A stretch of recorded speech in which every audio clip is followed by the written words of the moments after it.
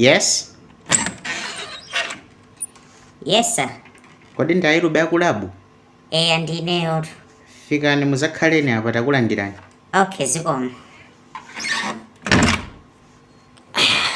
Ka mwaswera bwanji sir? Ndaswera kaya inu mwaswera bwanji ayilube? Ayi ndaswera bwino. Zikomo kaya kulabu kuli bwa? Ndipo nditu mwachita bwino mwabwera nakayimba foni. Ndikulemba requisition ya. Nde ndifuna tiwode zinthu zogwiritsa ntchito pa chipatala pano. Sindidziwa zoti kulabuko zonse zoyezera zili bwinobwino. Mufuna china chilichonse? Kulabu sitifuna kanthu chilichonse chilipo. Nice. Ndikuwuzani Big. Mwatiyendera? Sir, ndabwera ndi issue. Issue yanji?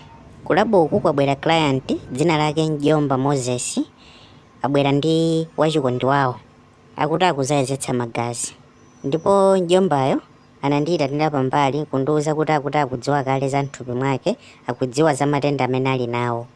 Akudziwa kale kuti mthupi mwake muli matenda. Okay, matenda anji? Okay.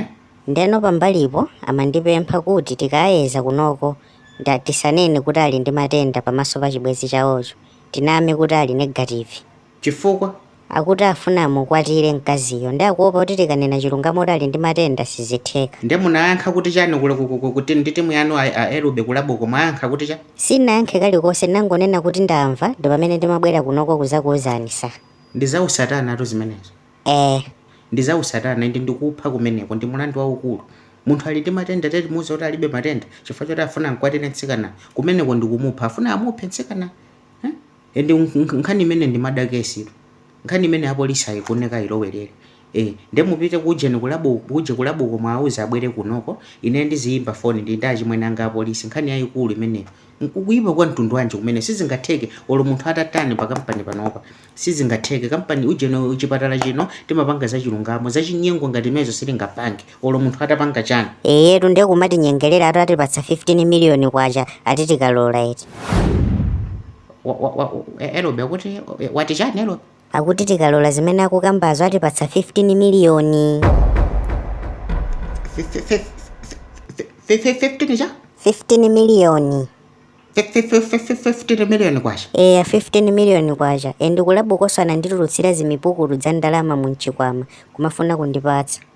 Zindalama zabwera nazo kuchipatala kunoko? Abwera ndi chikwama. Zili mchikwama zadzaza?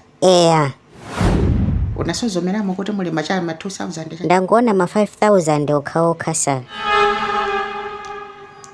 Ndewo unatu kwana koma mwayankhula chilichonse cha chipongwe ngati kulabuko? Ndangowauza kuti ndamva ndi pamene ndimabwera kunoko kudzanena.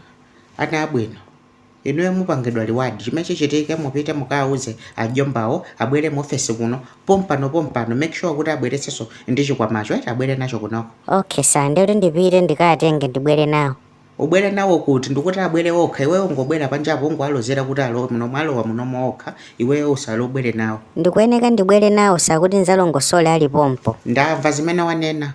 Sindikukufunanso ubwere nawo kuno kwa iweyo uzangwalozera abwere kuno Elube. Zimene ndanena ndi zimene uzangwalozera akabwera basi uzibwerera usauduza lowe nawo. Wandimva Elube? Chabwino ndikupita. Pompano mukuchedwa atu takawuzeni Njomba wazibwera. Okay.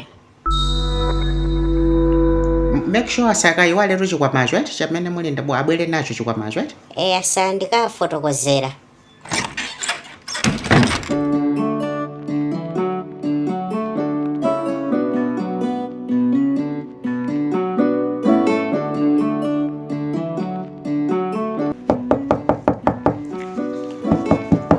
Yes?